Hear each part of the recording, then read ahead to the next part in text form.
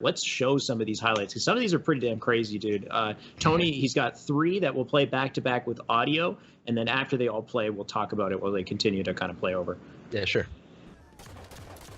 Wow, you are so greedy. Holy fuck. Oh my god.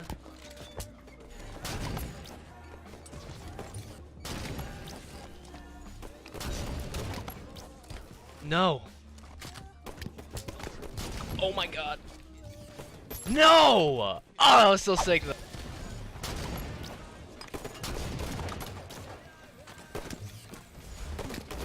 Oh my god. No! Dude! Come on! It was all there!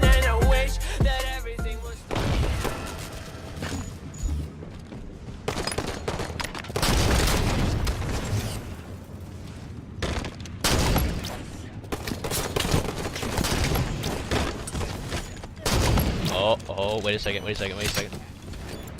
No! Ah! Wow, you were crazy though. Thank like you, some thank you. Okay, how are you hitting some of these snipes? Even if you Tony, replay that first clip real quick. I just want to point something out. Okay, look at the situation. He gets this kill. Watch how long he waits to thrust.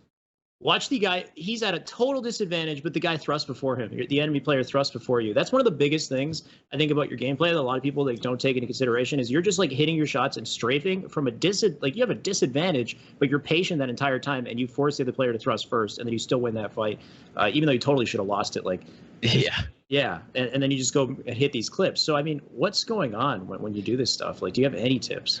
So I would say, especially with what you brought up in particular, it's very much what you'll notice is people like to thrust, and generally it's good to thrust in your fights. However, if you're in a disadvantage, you should almost never be thrusting. Just rely on your strafe and your shot to get you through it. And obviously, if you're in a disadvantage, it's like you're not expecting to win that fight anyway. But as you'll see, I wait until he thrusts. All right, now he's in a very, very easy situation for me to just clean him up. Because if you thrust and I wait to thrust, now you're going to be off, you're off centered. Now I'm changing my direction, but I know exactly where you're going, and you have no thrust to save you at that point because you already wasted it. So always try and manage your thrust to use it as like that backup. Be this last person to do it if you can. Sometimes you can use it first, but I'd recommend being that second person in the fight, the last person in the fight, to utilize it, because that's why I feel like I can outgun these people and continue some streaks of some shots and whatnot, because I'm coming out on top on fights I shouldn't, but it's because I'm managing my utilities much better than the people I'm fighting against. Mm-hmm.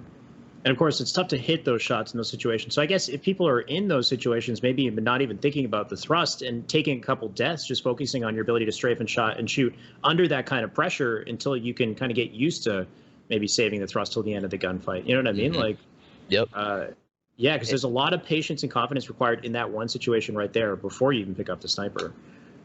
Yep. Yeah, I would definitely say it's almost just a habit where I developed where I'm just thinking, all right, I'm strafing and I'm shooting, and I'm going to try my best to probably throw in the crouch strafe, of course, everyone does. But, however, I really just make sure that once I see that thrust, all right, I'm using my thrust. I really don't wait much longer, but it's just sort of a habit. Like if I see someone thrust, then I'm thrusting, and that's sort of the pickup. I'm not thinking about my shots. I'm not thinking about, oh, I just hit 4 shots, I should thrust now. It's just I'm waiting and in anticipation. I pretty much do it, I would say, in most of my fights, unless like there's very specific situations where you can thrust earlier and come out on top. But that's generally the tip I'd say, is making sure you're the last one to do it. Yeah.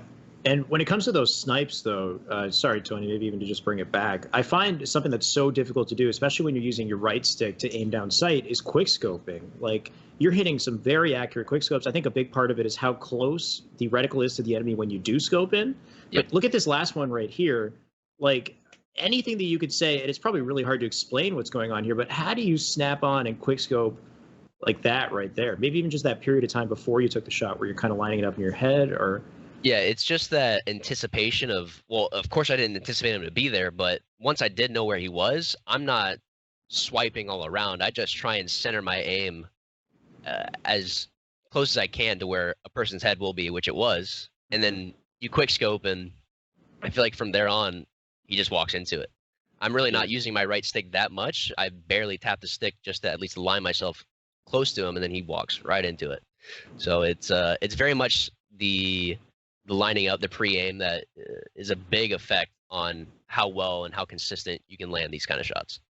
Right. Yeah. So a lot of it comes down to the aim before you scope in, where you've set that reticle. That was pretty nuts too. Yeah. So that no scope right there, as I mentioned, it's just I barely tap my right walked stick. Into it. Yeah. You I shoot right as I'm going right around the corner, and he's just standing right inside of it. Yeah. If you go to the Eden clip as well, I like how you take some of these angles. If you jump over the next clip, right after this guy. There you go. And then for the second kill right here, see the specific spot that you're standing in, where you know that you're cutting off the angle on top of the fan, so you're forcing a player to come around the fan or drop down, and that's a situation where they probably wouldn't have their reticle ready for a gunfight, whereas if they're standing on the fan and scoping in, they're ready for you to come around the corner. So you kind of force them into the situation where they have to react quickly. They're not expecting that snipe to come in. So I like the spot that you're standing in, very specific, the location of your reticle, like a lot of that. These are the types of things I think really kind of go into this play. This is just, you just shit on him so hard. Yeah, the whipping the no scopes in this game is definitely a very particular skill at the highest level. Like almost all the pros you have to have a decent enough snipe, and I've done it enough now that I'm very confident in hitting these no scopes.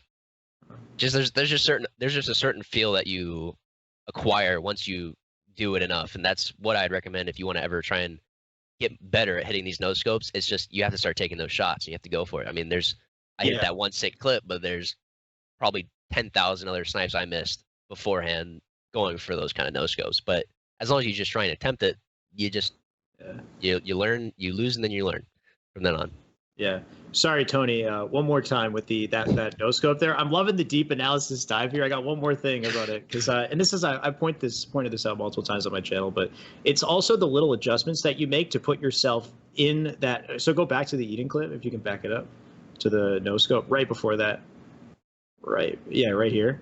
Watch the two adjustments. There's 1, 2. Like so. You kind of put it. You set it within a range where you know you can confidently make that flick work. So right there, that adjustment, and where you're kind of taking that time to react to his position, where his head is, I feel like that's a big part of it too. But yeah, there's definitely just kind of a skill that comes with it and a lot of practice. And yeah, so really with that sort of that what you mentioned right there is very good. Is I set my reticle up high enough because I see him jumping, but I'm waiting to see if he thrusts, and he's not thrusting, and he's landing more shots. So it's like, all right, I'm going for the shot, but I make the adjustment so that I barely have to touch that stick, enough. Yeah. Because it's just those micro movements that you really have to manage if you're trying to become a much better player. You have to be able to make these small adjustments, and that's what secures those kind of snipes and even pistol shots primarily, because of course that's what we use most of the time. But that's what that is those very, very small adjustments, but setting yourself up so that it's the easiest route to getting those kind of shots with the angles.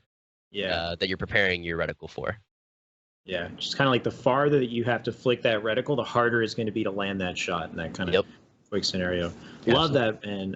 Do you have your controller on you nearby? I know you have a little video on your Twitch. You guys, if you type !claw on Saiyan's live stream, you can see his claw and how he has it set up, but I'm going to bug him here and see how you got it set up. Okay, so I'll turn around a little bit for this. So hold the controller.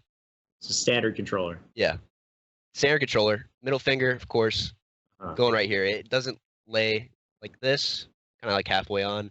Middle finger is usually probably hovering around the Y, and then use all utility here, go to the bumper and whatnot, and then always have free reign on the sticks.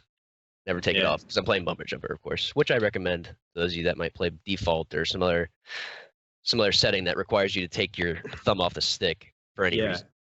Does your full thumb cover the right stick, like entirely, or are you more on the edge of it? I would say it pretty much covers it entirely. I would say my finger usually is inside the circle. Yeah. Trying to get a view. Yeah, I would say it's usually inside the circle, the way it is. Maybe laying a little bit flatter. Yeah, kind of like that, I'd say. I can't seem to find a specific, like, there's no, you know how, like, if you're holding a racket in tennis, it's like, this is the form, you know? Like, but when it comes to gaming, there isn't, because everybody has different thumbs. So they're all kind of doing...